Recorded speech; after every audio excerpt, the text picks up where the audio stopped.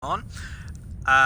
Coming out with you of the episode 3 of Tips and Tricks for Star Trek Online. So if you're a new player, not 100% clued up on the Star Trek universe, or how this game works, I am here to give you some information on what actually happens. So today's episode is beams. I've already covered something like ships. That's the one. There we go. I've already covered ships. What a strong start. But today I'm going to be covering builds. I have seen a lot on groups of people having issues with their builds not being able to do certain missions because they keep being destroyed very quickly. Which it does happen. It does happen. I would be lying if I said I breezed through all of them just like that. Because I most certainly did not. But back then, again, I had no idea what I was doing. And it has been brought to my attention there's not very many streamers for Star Trek Online for the Xbox / PlayStation consoles. Whilst there are plenty for PC. So if you're just, someone who's come along, saw the game, thought it was free, give it a go, heard of Star Trek, most people have, but I don't fully understand what's going on. That's what I'm trying to do, trying to help you out. Okay, so when it comes to your builds, depending on what character you are, whether you went for tactical, engineering, or science, there will be different ways of building your ship which will benefit you more. So myself, I'm actually a tactical officer. It sounded more fun. And that's what I did, and to be honest, I wouldn't go back on it. I've got other characters, I've got science characters, engineering characters, but I feel the tactical more suited me. I'm more of a person, when I play video games, I like to just go in there as hard as nails and shoot my way out. So if you are struggling on any mission, these little tips are going to help you through it. So, with your weapons, we're going to take the NX Escort Refit. This is a tier 6, but ignore what ships they are. This is just, in basic, a ship. So, as you can see on mine, I've actually got all the same types of weapons. So, I have the dual heavy cannons all at the front, and some turrets on the back because they have 360 damage.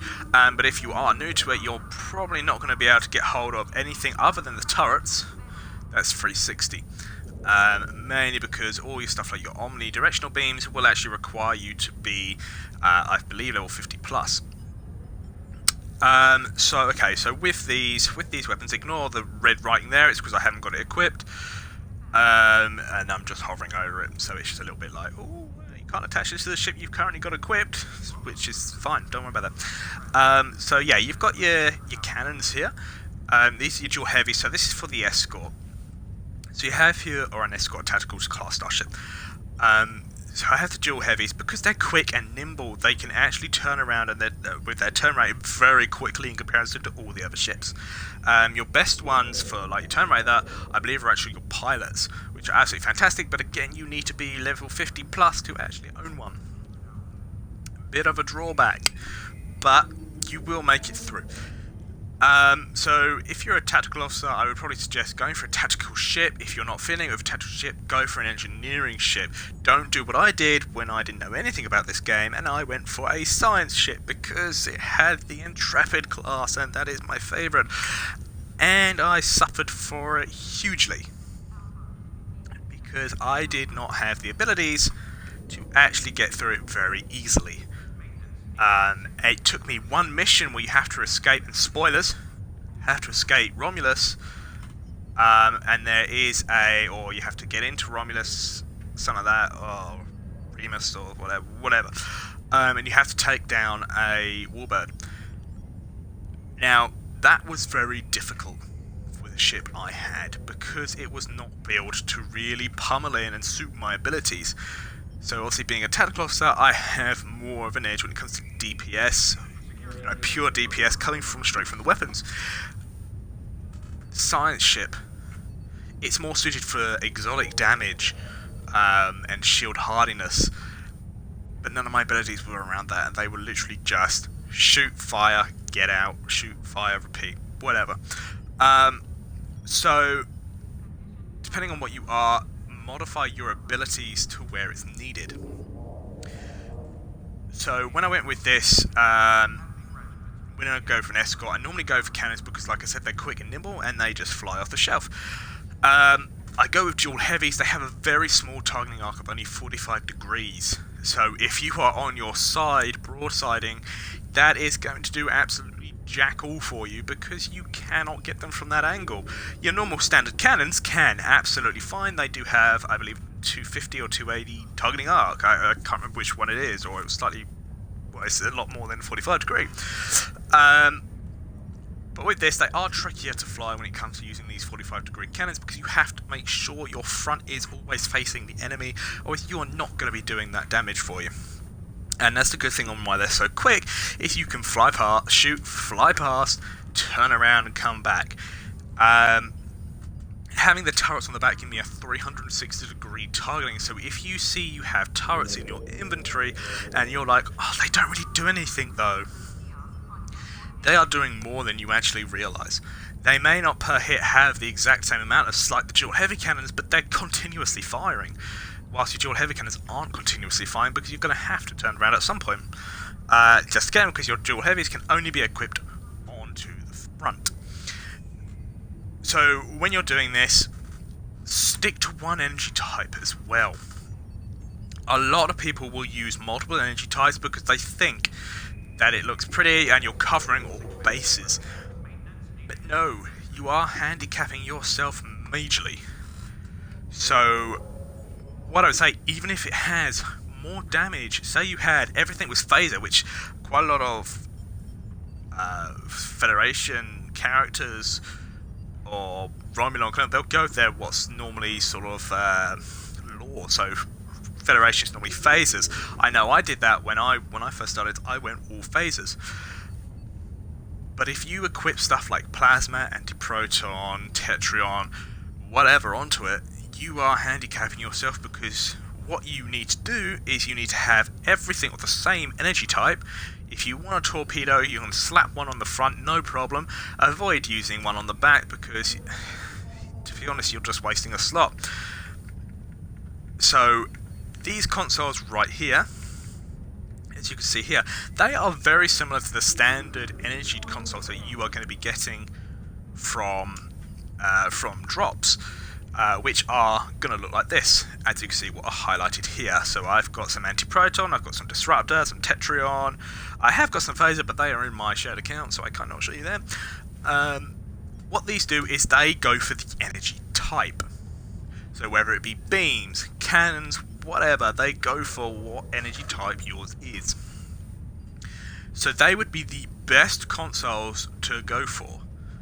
And I probably wouldn't be going for things like the cannon tactical consoles because you are actually reducing a damage output because they don't go as high as what these are. So in comparison, if they were both the same level, stuff like your cannon ones or your direct energy damage ones are actually lower percentage wise, giving you less of that damage. So go for the complete energy type based ones and stick with one energy type, because then you're stacking all of those consoles and you're pushing that damage through, and that will do absolutely. To be honest, that will actually do wonders to actually help you. Because when I started, I had no idea about these consoles, no idea. All I read was it increases damage. So I stuck things on like the cannon damage. I stuck things on like the standard beam damage, and again, I suffered for it because I didn't know. And like I said, there are not very many console YouTubers for Star Trek Online. Very few and far between. So I didn't even manage to look it up, to be honest. But that would be the tactical side of things. That is what I would be going for. Go for them. Weapon-wise, they have all sorts of abilities. The main best abilities, if you can get them, is your standard damage. You have a look at the one that I've got up on the screen at the moment. I've actually got the accuracy plus damage. I've got accuracy, critical damage, and pennant. Now, pen actually stands for shield penetration. I didn't know when I first started, and I binned loads of these thinking they were absolutely trash. But they're not.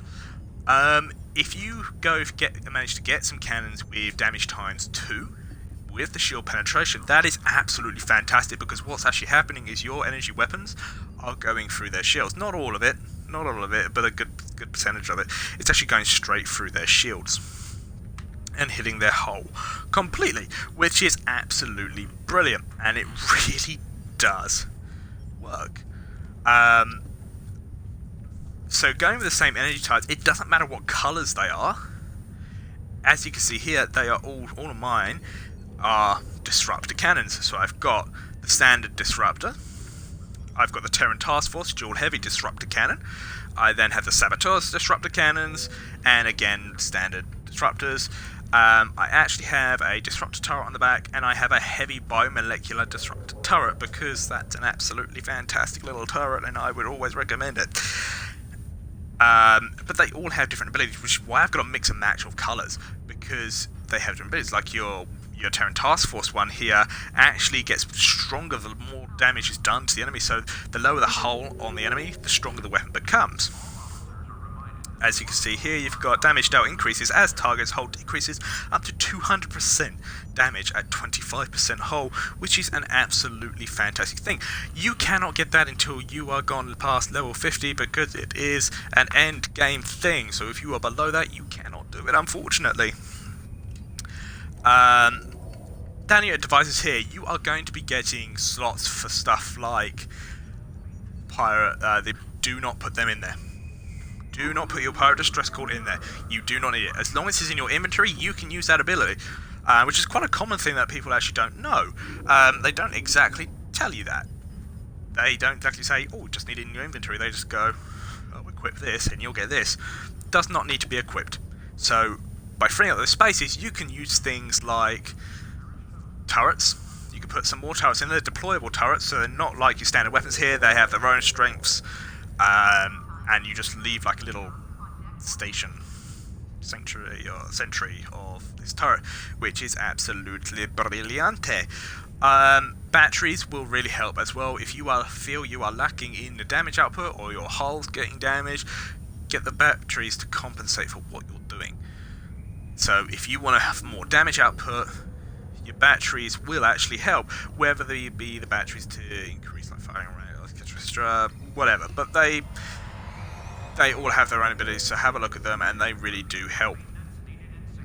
With your shields, it's nothing too bad, to be honest. None of these shields you'll be able to get, because they're unfortunately again past level 50, other than the Kabali ones, but... oh, the Kabali ones, sorry. I just pronounced that completely wrong. But they are from a mission from the Delta Quadrant series, so until you get to that, you cannot use them. But shields, you will be getting basic things like your basic regenerative shield array. Now, everyone has a different preference to these shields. Normally the shields that I actually have equipped are my fleet shields, which are the advanced fleet resilient shields, because they give that little bit of and 5% bleed through of damage, which is bleed through also, you're going to go through your shields, it's going to that bit of damage, whilst most others are actually just 10% bleed through, no percent absorption. But see what works for you. I've always found they worked pretty nicely, so that's why I've always got them. Your experimental weapon you won't get, you may not get. I don't know if the lower tiers actually do have them actually. If they do, there is nothing you can do to change the one that you've got, and it is a big power drain. Unfortunately, the electric beam, whatever it is, yeah, this one, it will come through like that, but I don't think the lower tiers will probably have it. It is a power drain, so you may not, if you're low enough, you may not want to have them on there, but you can see how that goes. Again, it's how you want to play. Your deflector, you're going to get basic deflectors. Again, I don't have, well, that's the most basic deflector I have, and that's absolutely trash. But the deflectors I normally go through give the best things, like Starship weapon accuracy, because I know going through the Vardwar, when you were fighting the Vardwar in the Delta series, it was a direct pain in the rear end, because all their little ships were like, oh, I can go flying, and I could not hit them whatsoever. But by going with stuff like your whole restoration, whole regeneration, it really does help increase your odds of survival. So go with something that's going to help your shield, your hull, especially your hull if you're finding your hull is being chipped away, that will regenerate that hull in and out of combat as well.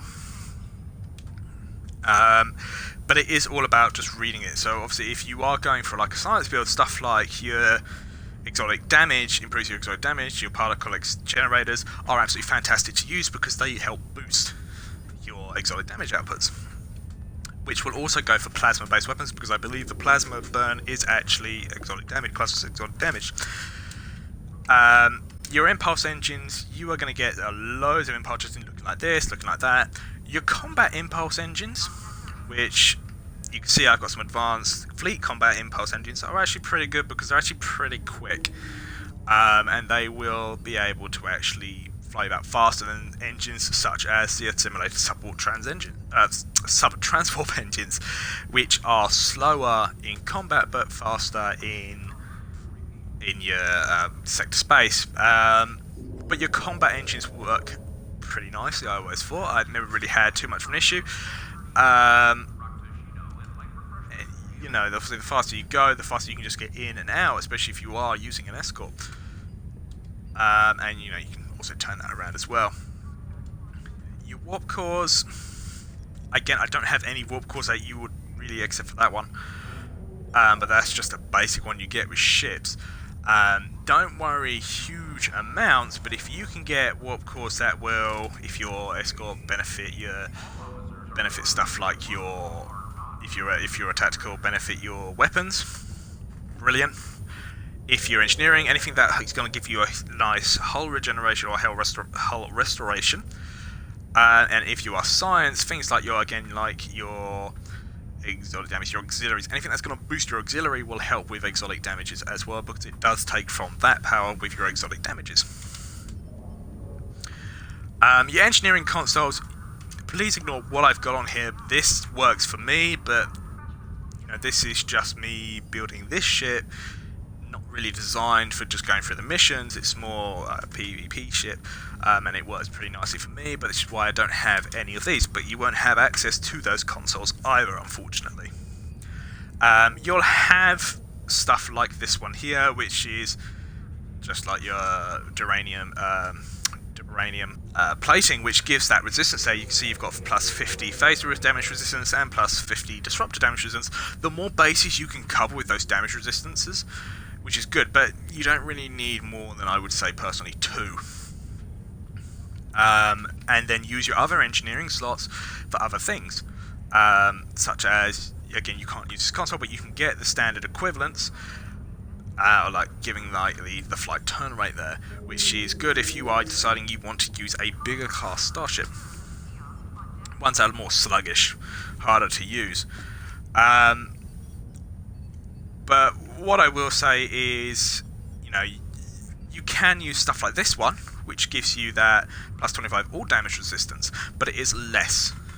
So you do kind of want to find that little medium there on the damage resistance. But any consoles, again, are going to help your hull restoration if you are finding it difficult with your hull being chipped away. For your science consoles, you do have stuff like your shield.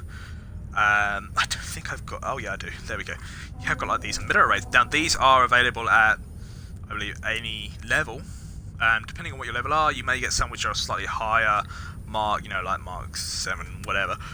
Which is just out of your range, because sometimes it does that you're like 2 levels before you need to, before your next tier, and you get slapped with something that's you can't use because you're not that tier yet. But it won't give you something that's drastically out of reach, probably only about a level or 2 above. But they will help. The restoration is absolutely brilliant to use.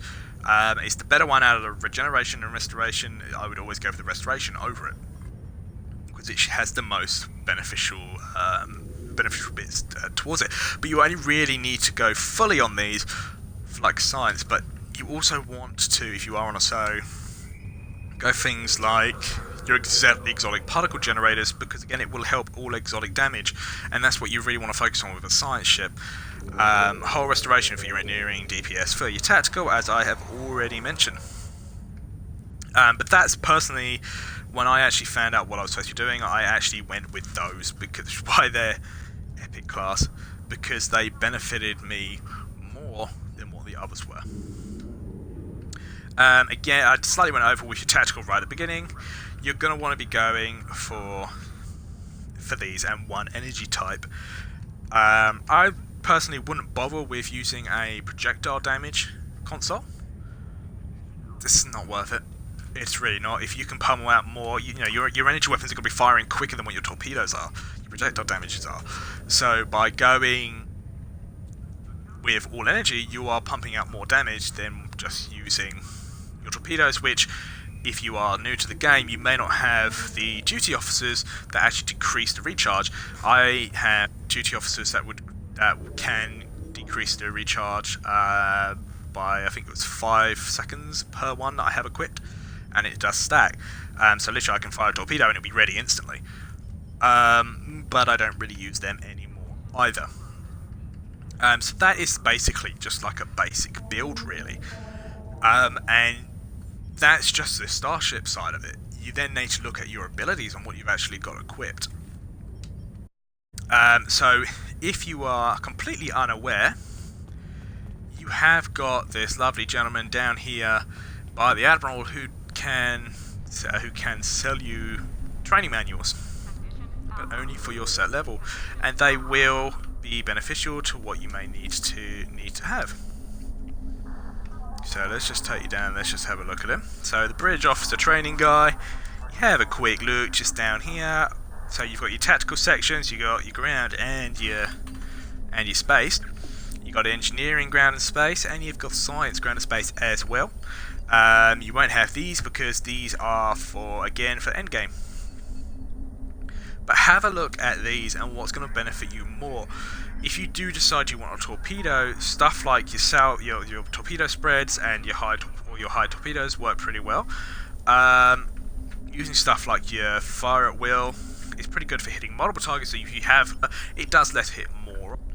Your beam overload, which will hit one target, but with a huge amount of power. You can go for the subsystem targeting.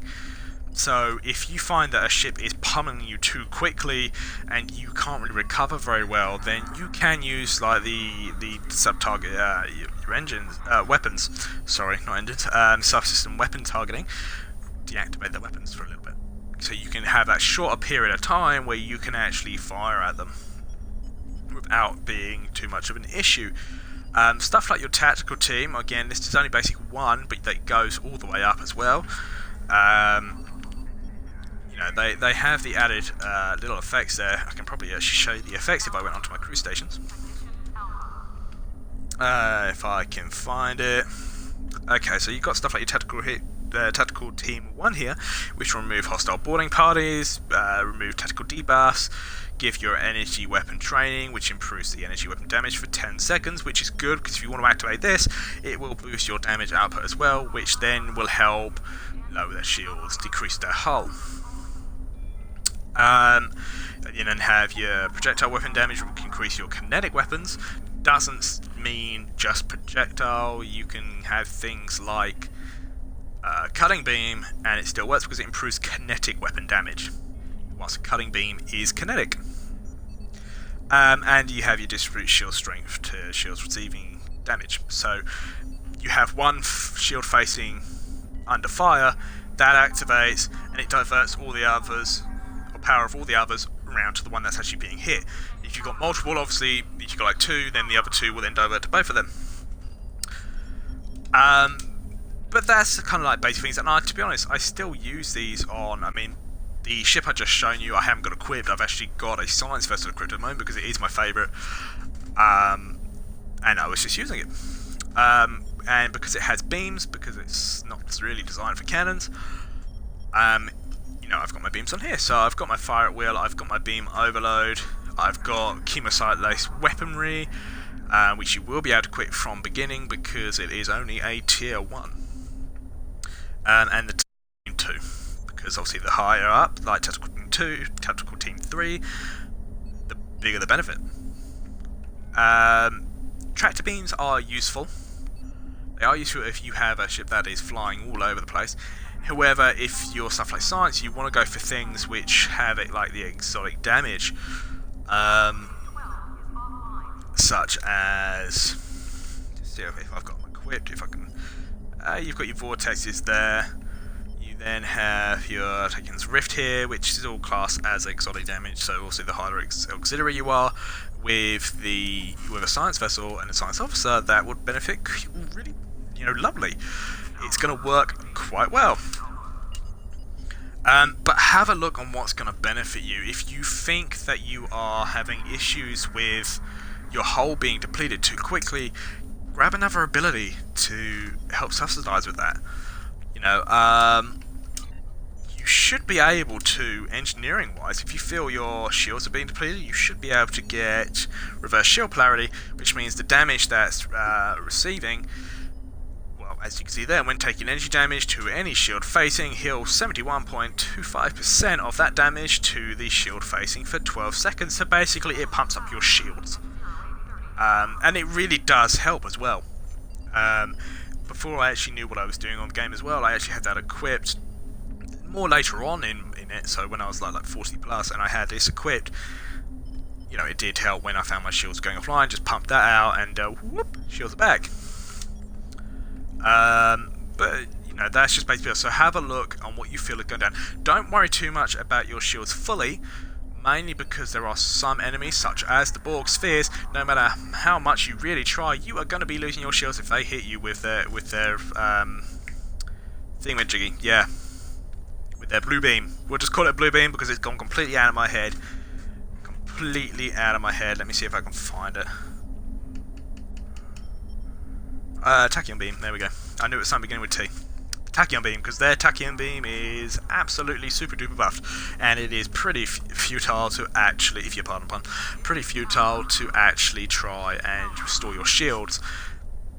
Just do as much damage as you can. Obviously, if you're facing off multiple enemies, once they've finished draining your shields, then activate something like your shield polarity, reverse shield polarities, because then that will give you your shields back pretty quickly. So as far as that's just basic things that should help you be able to get through any missions that you are actually stuck on, or anything sort of that you are a little bit unaware of.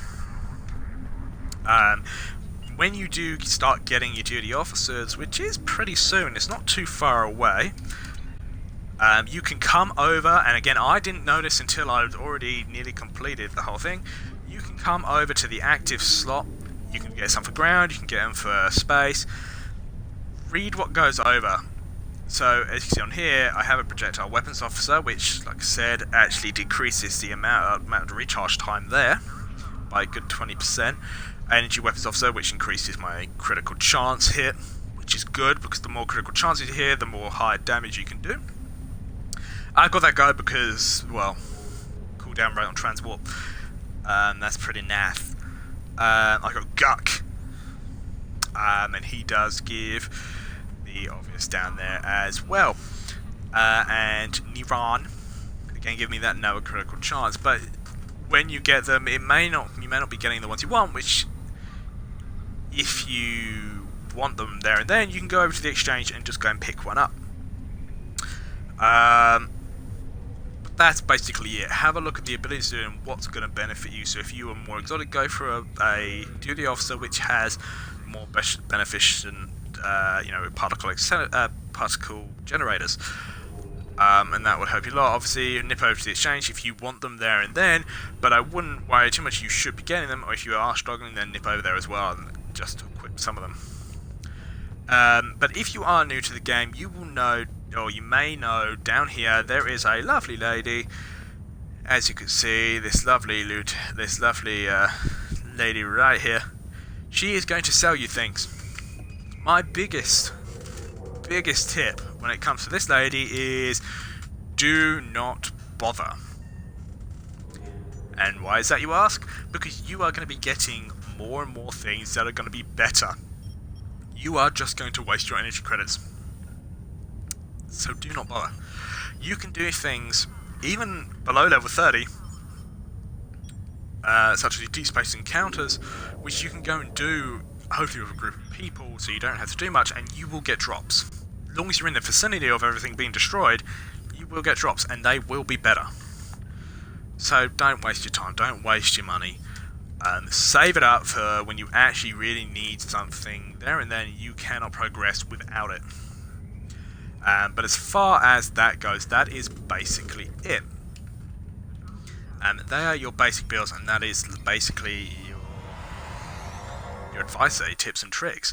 You know, and following the advice that I've given you will be able to get you through those missions that you may be finding a little bit difficult. If you find that you are still losing out, find out what is going wrong, what's happening. Whether your hull's going down too quickly, you're not doing enough damage, you may need to have a look at what's there. But again, build-wise, stick to one type of weapon, other than if you want to put in a cheeky torpedo. One type of weapon and one energy type, and you should be right as rain, and it should be absolutely fantastic for you. If you follow those tips and advice, you will get through those missions. But if I have helped you out today, please leave a like and subscribe onto the channel, because there's not very many of us who do the console side of Star Trek Online, and I would really appreciate any help you can give by leaving that like and subscribe, and that would be absolutely fantastic, and I will love you forever. I will. But that is basically it. I hope you have enjoyed the video, found it insightful, and I will speak to you next time. Cheers. Bye.